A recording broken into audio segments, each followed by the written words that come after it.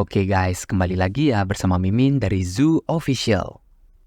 Oke, sebelum kita ke ceritanya, kita intro dulu ya guys.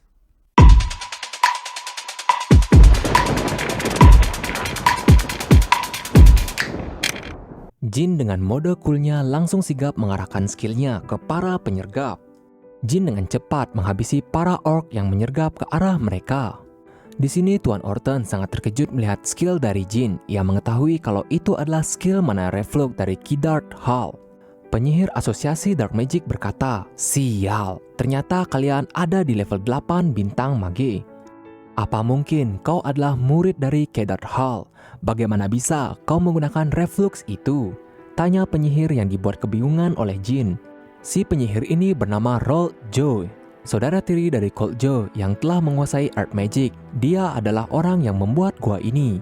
Tidak lupa juga si Rold Joe ini mengajak Jin untuk bergabung ke asosiasi Dark Magic.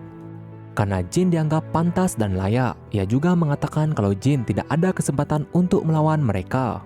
Ya, kau itu terlalu banyak bicara. Akan kutunjukkan padamu apa itu magic, ucap Jin.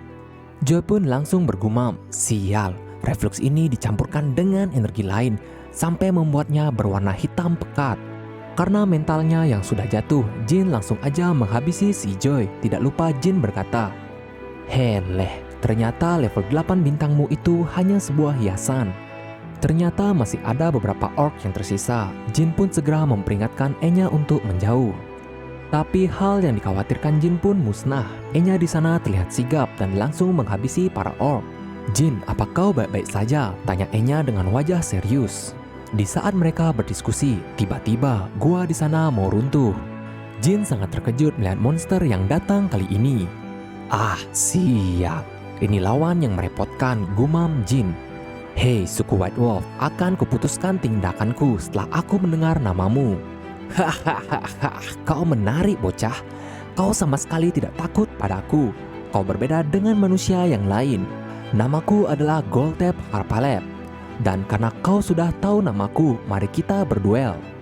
Dan akan kuberikan kau kesempatan hidup, jadi bergabunglah dengan Kinzelo." Mendengar kata Kinzelo, Jin pun seketika terkejut. Itu adalah organisasi yang diincar oleh Jin, bahkan dari kehidupan sebelumnya. Di sini Jin memainkan aktingnya. Ia terus mengulik informasi dari Goltep. Goltep menjelaskan asosiasi Dark Magic hanyalah sebuah cabang dari Kinzelo, dan Kinzelo hanya menerima Knight di sisi mereka, dan mage hanya ditempatkan di kelompok Dark Magic. Jin yang mendengar itu bergumam, "Jadi kalau dipikir-pikir, suku White Wolf yang kuhadapi waktu kadet itu juga bagian dari Kinzelo. Sebenarnya apa hubungan Kinzelo dengan suku White Wolf?" Karena Jin yang menolak ajakan itu, Jin berkata, "Aku tidak bisa bekerja di bawah seseorang yang lemah dariku." Goltep pun yang mendengar itu seketika menyerang Jin. "Hahaha, waktu penawaran sudah habis bocah. Jadi aku harus segera menghabisimu." "Hei bocah, sampai kapan kau akan berada di dalam pelindung itu? Cepat tunjukkan kekuatanmu," ucap Goltep. Enya di sini berusaha untuk membantu Jin. Segala sihir berelemen dikeluarkan oleh Enya. "Aku tak tertarik padamu sampah, kemampuanmu sungguh payah," ucap Goltep. Tiba-tiba, Jin segera memberikan tebasan ke arah Goltep. "Hah? Pedang? Jadi itu bukan tongkat," gumam Goltep. "Oh, jadi begitu, sihir dan pedang. Jadi kau seorang magic swordman. Hahaha, ini jauh lebih menarik. Aku tidak akan menghabisimu. Aku harus membawamu ke pimpinan." "Eleh, jangan sombong kau. Cepat maju. Sudah lama sekali aku tidak bertarung dengan suku White Wolf. Jadi aku ingin menikmatinya," ucap Jin. Dengan cepat, Jin mematahkan serangan yang dilayangkan ke dirinya. Di sini terlihat Jin masih belum mengeluarkan kemampuan sepenuhnya. Mereka terus mengeluarkan auranya masing-masing. Tak heran Enya pun sampai tidak bisa mengikuti pergerakan mereka. Ini sih udah beda level ya. Serangan demi serangan terus ditukarkan dalam pertarungan itu. "Hahaha, ini menarik. Sudah lama aku tidak merasakan ini.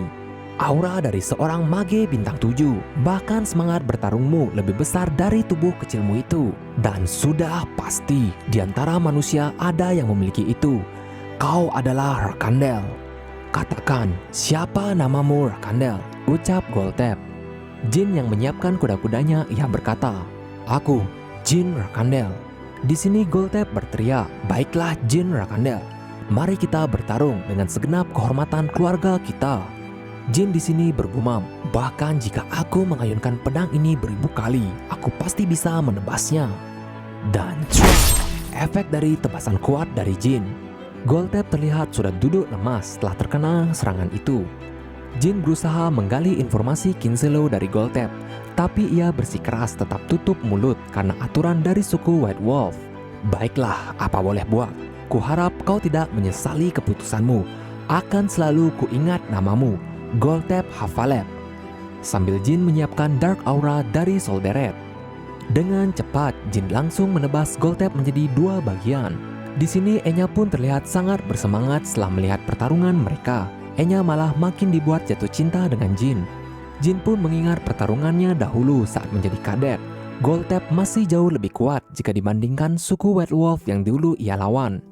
"Tapi pertarungan ini masih kurang sulit bagiku," gumam Jin. Lalu Jin menasihati Enya untuk terus berlatih untuk perang di masa depan dan berada di garis depan bersamanya. Jin juga memberikan Enya opsi yang lain jika ia tidak kuat melihat cairan merah dalam pertarungan. Sebaiknya ia mengganti kelasnya sebagai non-combat mage. Di sini Chip tiba-tiba meminta tolong ke Jin. Ia berkata, "Pasukan khusus, aku minta tolong padamu." Jiah, nih orang masih aja ya nggak tahu kalau Jin itu bohong jadi pasukan khusus. Tiba-tiba Enya mendekatinya. "Hey Chip, apa kau masih ingat aku?" sambil Enya melepaskan penyamarannya. "Aku adalah kontraktor Olta Sang God of Time, Arts Mage masa depan, Enya. Jika kami ingin menghabisimu, aku bisa dari tadi melakukan itu. Dan mulai saat ini, aku bukan sampah sepertimu."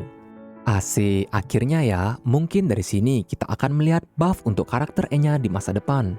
Lalu scene berpindah ke ruangan interogasi. Di sini terlihat Tuan Orton yang baru bangun. Ia pun bergumam, "Ku ingat setelah aku menipu bocah-bocah akademi, aku menuntun mereka ke dalam gua." Ternyata di sini terlihat siluet orang yang menginterogasi Tuan Orton. Jadi di sini terkuak juga nama Tuan Orton itu hanya samaran. Ia sebenarnya bernama Hesub Mato Baker, seseorang yang dikenal sebagai pembunuh bayaran. "Di sini kau tidak diizinkan untuk bicara dan kau sudah terlalu banyak bicara, Mato."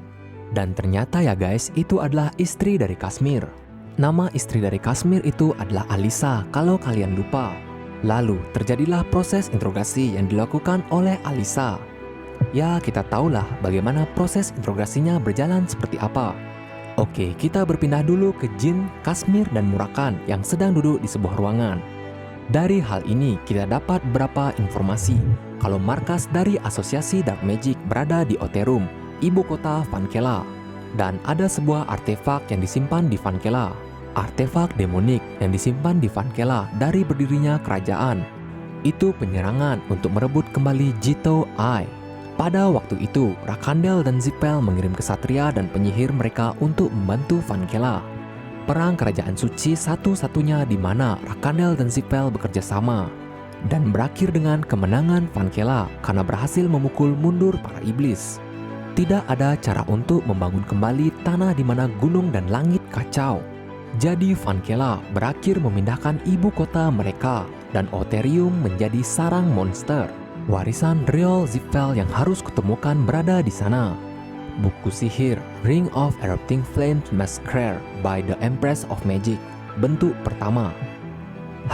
Ini jadi semakin merepotkan. Bagaimana mereka bisa menguasai tanah itu, gumam Jin.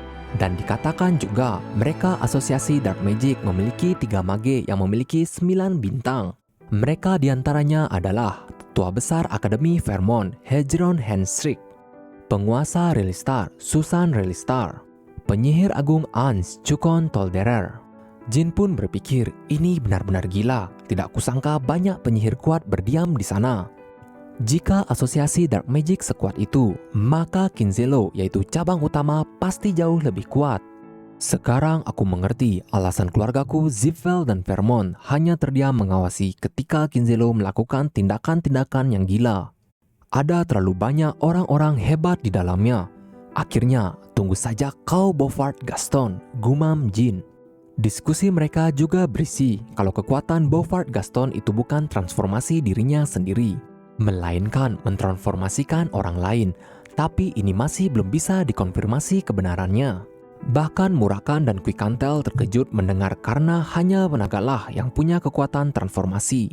Nah, Jin pun teringat ada pengawal yang menyerangnya saat dulu di Storm Castle.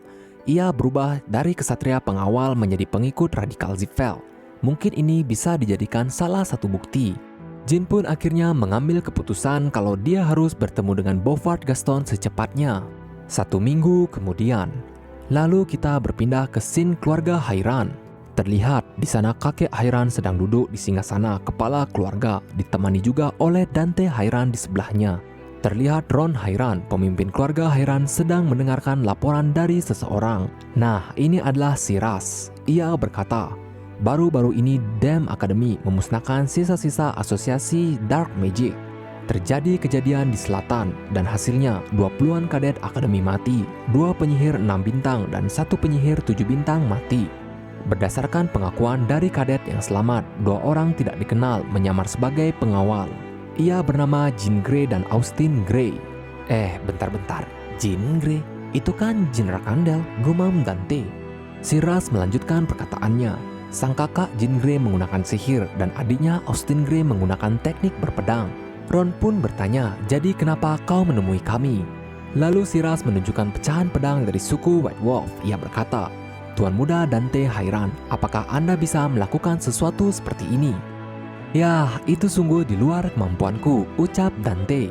Memang benar kalau Dante sangat berbakat dan hebat, tapi dia belum mencapai tingkatan itu, ucap Ron juga meyakinkan. Tampaknya kau salah orang, Tuan Ras. Jadi aku belum sampai di tingkatan itu, jawab Dante dengan sopan. Aku mengerti.